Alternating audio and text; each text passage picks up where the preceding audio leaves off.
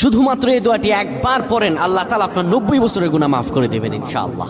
আপনার 90 বছরের গুনাহ মাফ হয়ে যাবে শুধুমাত্র এই দোয়াটি যদি একবার পড়তে পারেন। আপনার ভাগ্য খুলে যাবে, রিজিকে বরকত আসবে, মনের ন্যাক আশা পূরণ হবে, আল্লাহ আপনার সব দোয়া কবুল করে দিবেন। সুবহানাল্লাহি ওয়া বিহামদি।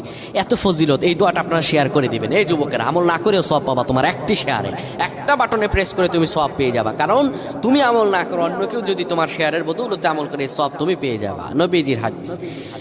আমার ভাইয়েরা, আল্লাহর কাছে দোয়া করা, আল্লাহর কাছে দোয়া চাওয়া, এটি হলো মুমিনদের কাজ। আমার আল্লাহ বান্দাকে বলেন, বান্দারে উদউনি আস্তাজিব লাকুম, আমার কাছে চাও, আমার কাছে চাইলে আমি আল্লাহ তোমাকে দিয়ে দিব। কেউ যদি একবারে দোয়াটি পড়তে পারে, দোয়াটি হলো রব্বি ইন্নী যালামতু নাফসি ফাগফিরলি। কেউ যদি এই দোয়াটা একবার পড়তে পারে, আমার আল্লাহ তাআলা তার 90